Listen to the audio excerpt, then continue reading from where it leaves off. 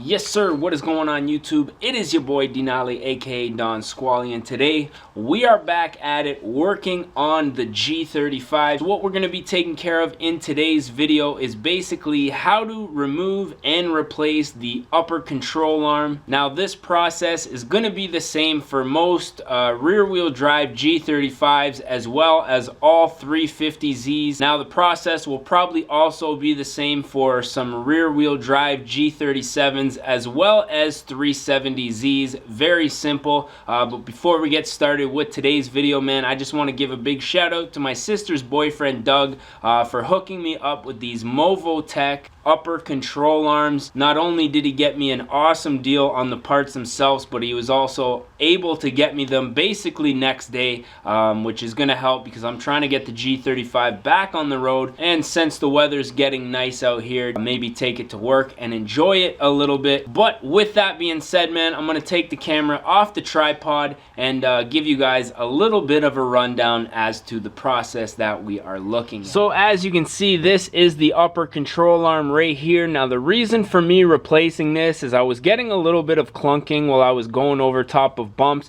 I couldn't really figure out what it was. I thought it was my strut starting to go, but upon further inspection, everything else here seems to be nice and tight. So I ended up just basically taking my hand and squeezing this ball joint.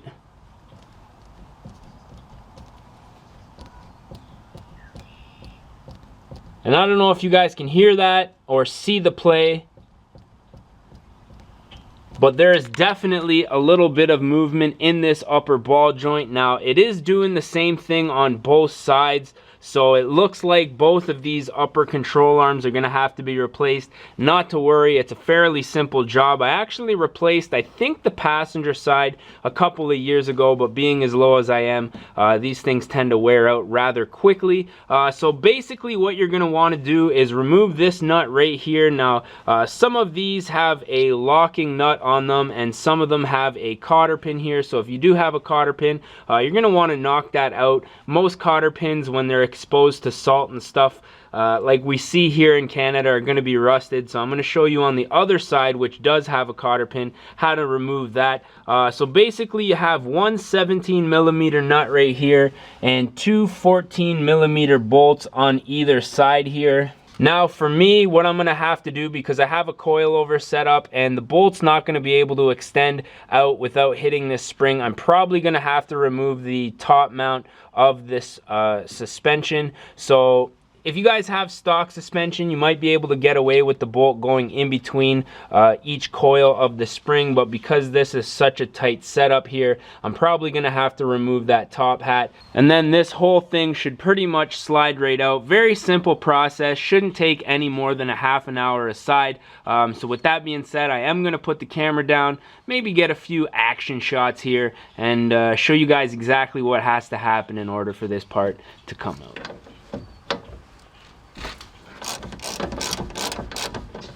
Now if this basically if this little cup starts spinning or the bolt here starts spinning, you might have to jack up this this whole suspension from the bottom in order to put a little bit of pressure on there. And if you do get some pressure on there, it should stop it from spinning.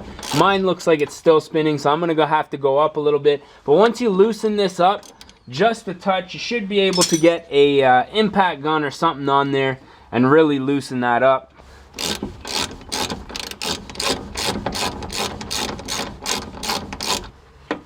Now luckily for me, I'm not going to have to use an impact just yet. So as you can see, one bolt right here. Then I'm going to go ahead, lower this whole suspension arm right now.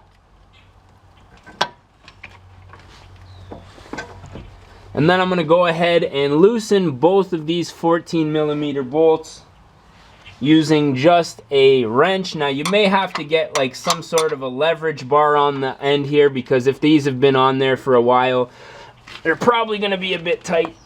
Ugh.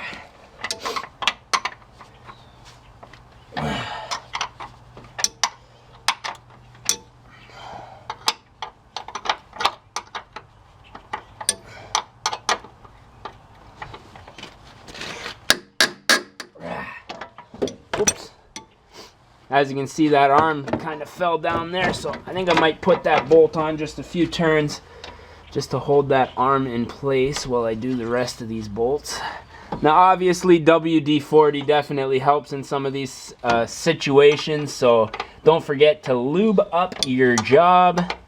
Then I'm going to go ahead and get these the rest of the way off here.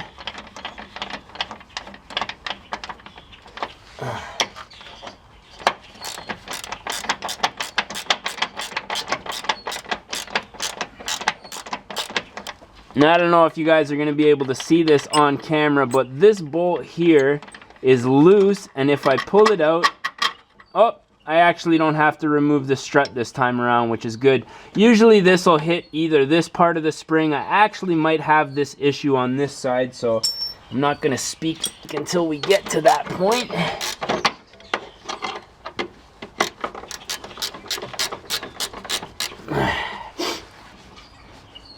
And actually, luckily, because this coilover has been lowered all the way down, what I think I'm going to be able to do is actually move the spring down just a bit, which is better idea than I had last time, because last time I did this job, my coilovers were set to their standard ride height, so I wasn't actually able to move the spring around. And yes, for teen street based coilovers, that is 100% normal. And now that we got our 3 bolts out of the way, we're going to be able to lower down this suspension arm ever so slowly.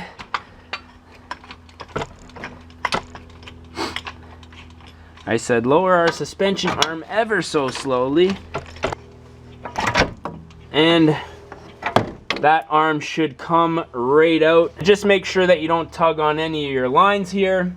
So that is the old one.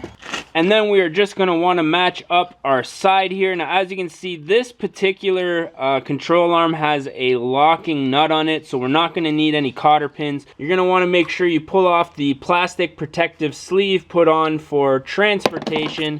And then it will come with this little shim slash washer, which you want to go on that direction. And then this whole assembly is going to slide into this little area right here, and obviously these 2 reverse bolts go into the back.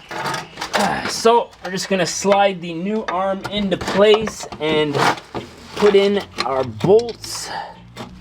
Now I just like to finger tighten each side before we start tightening everything up, you know, just to make sure that everything's where it needs to be and the bolts go in nice and snug fitting. And then obviously make sure that you put your little shim, conical shim here. That is very important to make sure that things ride the way that they are supposed to. Give her a little push and then get your new nut and throw that on the bottom. And I'm gonna go ahead, get the old trusty DeWalt out. And we're just going to give this a nice little snug up. Looks like this bolt is actually going to be an 18 or a 19 millimeter as opposed to the one that came off. Yeah, that new bolt's going to be an 18. And as you can see, started to spin that nut just a little bit. So I think we're going to have to apply a little bit of upward pressure on the entire arm here.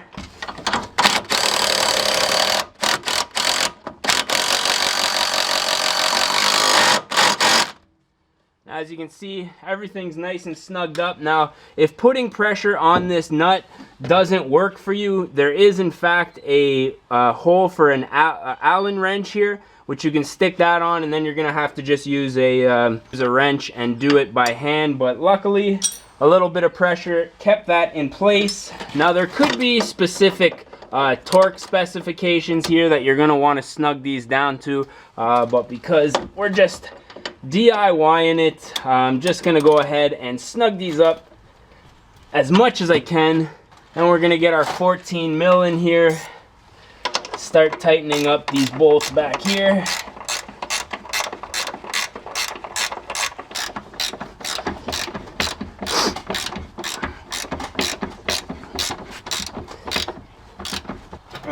And now if everything has gone according to plan, when I lower this arm, we should actually have no play in that ball joint at all. That's what you're looking for. Nice and solid. Everything is tight, no clunking. So this should definitely help our problem. As you can see, that was a very simple job. Took me all of 20 minutes. Now, full disclosure, I did go ahead and spray everything down with WD-40 yesterday, so it has been soaking for quite a while, but very simple, very easy process. So what I'm going to do is move over to the driver's side, do the exact same thing, and hopefully we should be ready to take this thing out on the road. I know she's itching for a drive, very salty, so I'm going to have to go and hit the spray booth with this thing if I want this car to last any bit longer than it already has. What I'm going to show you guys on this side is the cotter pin. Obviously junk, completely rusted out and broken. So I'm going to have to get a grinding wheel here. I'll probably go ahead and just grind off this cotter pin on either side, clean this up with a wire wheel, and fingers crossed, with the luck of the Don Squally, hopefully I should be able to get this nut off. Alrighty, so second arm is out. I'm gonna go ahead, put the new one in, wrap this job up, and go and have a bruise. Alrighty, so side number 2 is all snugged up. As you can see, no play at all in these ball joints, which is what you want to see. So if you guys are getting clunking coming from your front end, and it sounds like, you know, when you go over bumps, like, I don't know if that was a very good example, but you guys know what I mean. Chances are it's going to be this upper ball joint. Everything else in here, despite how nasty and ugly it looks, still good. But I'm thinking I'm going to put an end to this video. I'm going to throw the front tires on here. Now, I am going to be raising up the back of the car. Actually ordering some new tires, like a set of summer tires, semi-slick, I guess you could call it, for the rear. So we're going to be throwing on the track wheels a little later on, hopefully this month, if I can get those tires in soon. But I am thinking we're probably going to put an end to this video. This is a job that you can do yourself. Relatively easy. I would say like 6 or 7 out of 10. Very easy job for somebody with just basic hand tools. But with that being said, I'm your boy Dguy, aka Don Squally. Little sneak peek of some Ultima goodies that are going to be happening maybe a little later on the channel, as well as some G35 fenders. Ooh-wee. But with that being said, we're going to put an end to this one. I'm going to clean up here and go get myself a beverage, man. So, as always, man, I just want to say thank you guys for watching. Hope you enjoyed, and hope you guys found this video helpful. Peace!